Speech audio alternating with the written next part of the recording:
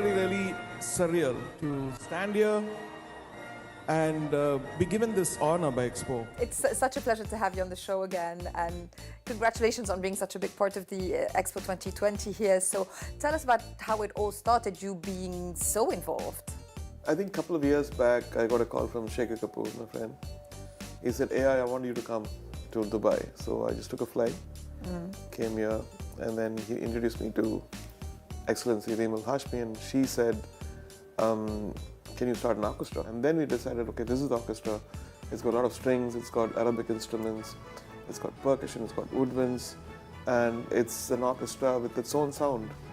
Though they can play Western classical, Arabic classical, or Indian, they have their own sound. And we're all women, and very, very talented and enthusiastic.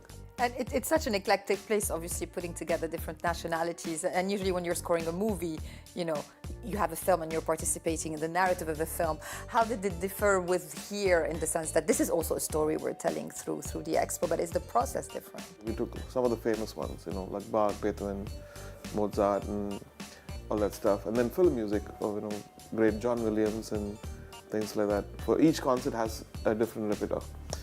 And then decided that we are making all the decisions. Let's see what the members of the orchestra.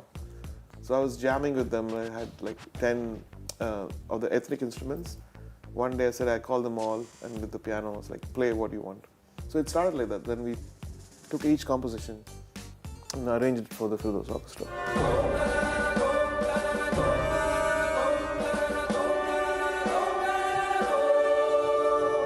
What would you say were the main inspirations? Obviously, you know, the pavilions themselves and the expo itself and the eclectic nature of what we're living today. But for you, you know, did you think of movies as well when you were composing? What was your main source? My main source was actually Dubai.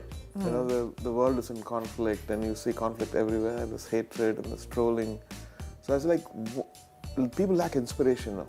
And what would be more inspiring than an orchestra like this, you know, performing? Probably, you know, in the Middle East, I don't know, all over the world, maybe the first female orchestra, who are all very talented, not just tick boxes, but they're genuinely amazing players and amazing musicians. Going back to when you won not one but two Oscars, obviously that was a huge sense of pride, but how do you feel it gave you freedom as an artist since for the choices you've been able to make? Coming from South India, you know, like a little place called Chennai, and, you know, speaking Tamil, and I grew up with very low self-esteem, and I get intimidated with people. So I think for me, getting the Oscars was definitely a validation. And so whether I go to any other country, that first of all, you know, it's just tick mark. Okay, he's got an Oscar coming from, because and all the Grammys and BAFTAs, you know, I'm skipping big awards. Yeah. So I think it's a blessing from God and the love of people, and it affirms the belief the people who wished me well, who love me still, well wishers. I think for them, so you see, I like this music and it's got an Oscar. So I feel like I'm just a representative of their belief in me.